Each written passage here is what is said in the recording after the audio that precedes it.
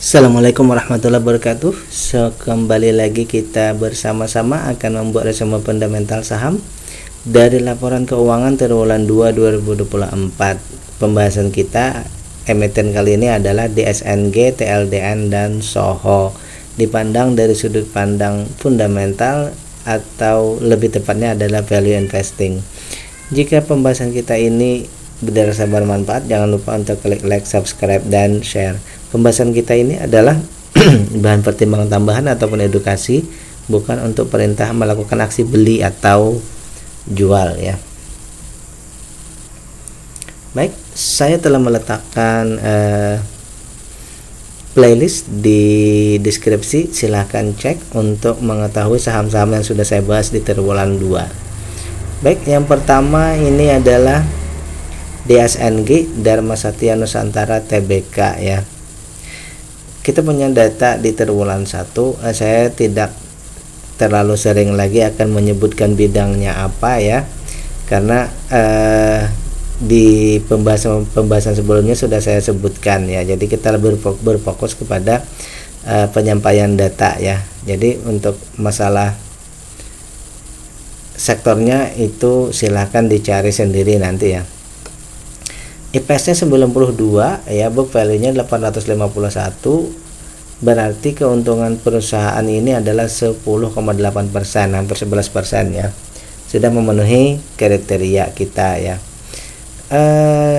Dari segi value ya, dari segi value harga sekarang ini 13% di bawah daripada nilai perusahaannya ya.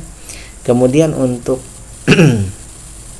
dari segi maksimal beli 927, sekarang 740, berarti ada 20% ya. 20%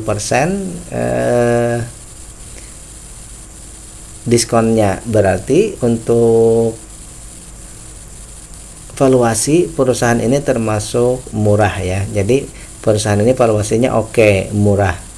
Namun dari segi dividen ada peningkatan sebenarnya ya. Di 2022 itu 26%, 2023 27, mendekati 28%. Ada peningkatan tetapi masih di bawah ya. Namun dengan valuasi yang murah tadi, ternyata dividen payout ratio-nya masih rendah, hingga hasilnya bahwa dividen yield-nya masih 3,4, berarti masih kecil ya sebenarnya ya. Kalau kita ratakan 3, misal 30, masih di bawah juga ya. Jadi untuk dividen, untuk masalah dividen ini dividennya kecil ya. Yang lainnya dari segi free cash flow ya, ini aman, 10% sudah masuk kriteria, dan lain-lainnya current ratio yang hampir pas-pasan ya. Jadi simpulannya bahwa untuk data ketahanan oke ya. Kemudian saham yang ada di bursa ini 70% ya, 70%, non marketnya 17, oke saja. Jadi kita ambil kesimpulan cepat saja ya, bahwa perusahaan ini sebenarnya oke semua ya, hanya saja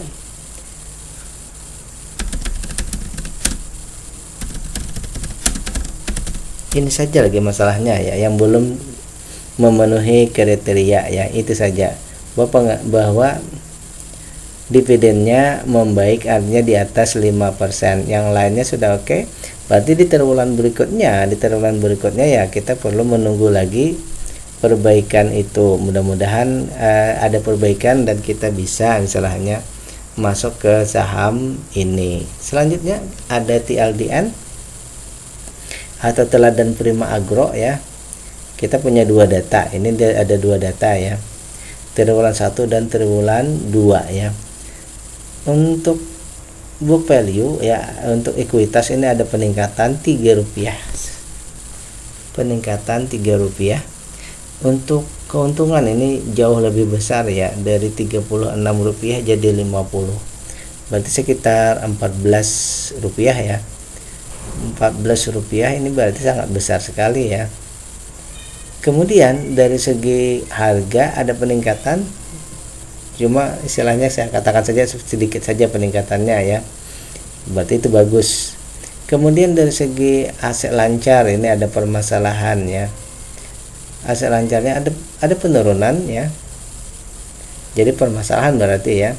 Hutang ada peningkatan dan penurunan. Baik, kita bahas satu persatu saja. Yang pertama dari segi nilai buku tadi ya, nilai ekuitasnya ya, bahwa harga sekarang dibandingkan ekuitas itu ya sudah 1 kali lebih mahal. Kemudian dari segi maksimal beli 500 itu masih di bawah ya, 11% di bawah. Berarti ini masuk dalam kategori wajar. Jadi perusahaannya dalam kategori valuasinya ini wajar dan mahal ya, wajar dan mahal begitu saja ya. Dari segi dividen ini ternyata ada peningkatan ya, dari 30% jadi 34, hampir 35 ya. Kemudian sehingga menjadi kategorinya besar, tetapi dari yang besar tadi dividennya masih tergolong kecil karena hanya 4%. Kemudian dari segi ketahanan ini free cash flow-nya oke, hutang tak berbunga oke.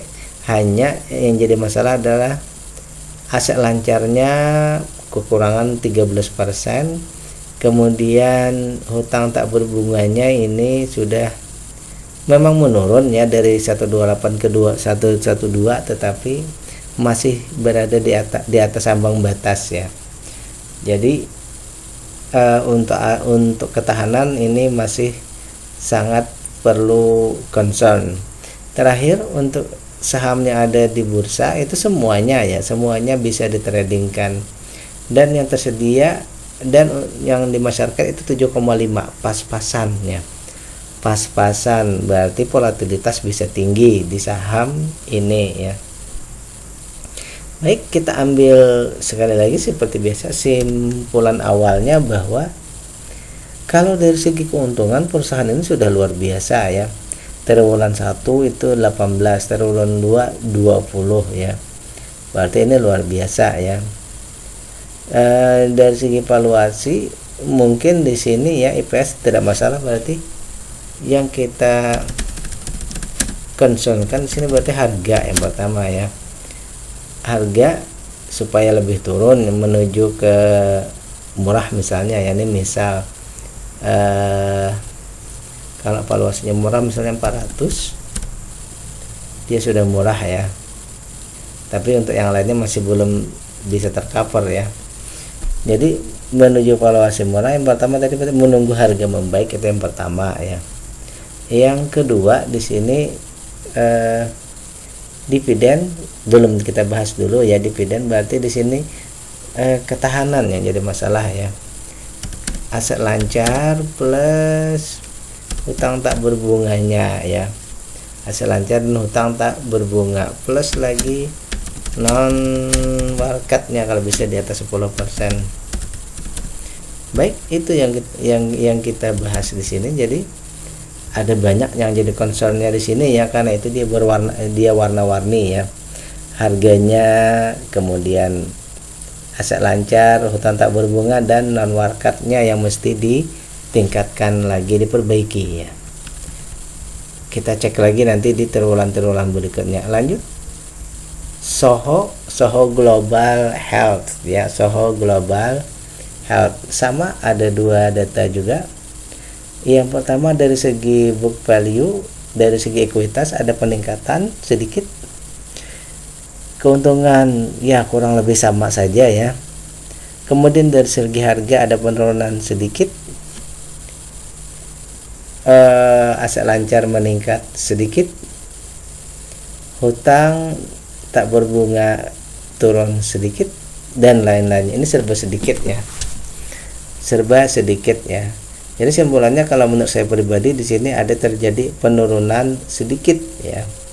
Semula ini keuntungannya adalah 17%, lalu sekarang 17,59. Di triwulan 2 ini 17,5, di triwulan 2 16,9. Sedikit penurunan saja ya. Baik, kita perbandingkan sekarang ya. Untuk valuasi ini katanya mahal ya. Dari segi book value itu sudah 2,14 kali lebih mahal. Kemudian untuk dari segi maksimal beli ini sudah 86% lebih mahal. Jadi simpulan kita bahwa valuasinya mahal.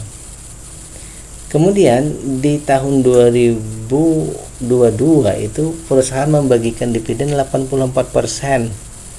Luar biasa ini ya.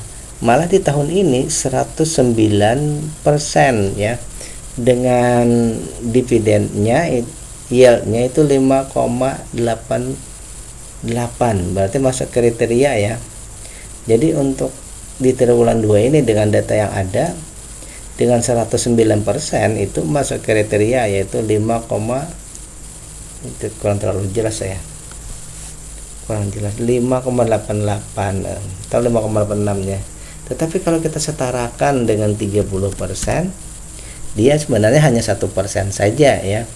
Tetapi kalau secara kumulatif ya seperti itu, 5,88. Tetapi kalau secara rata hanya 1% ya. Mungkin bisa dipertimbangkan lagi ya.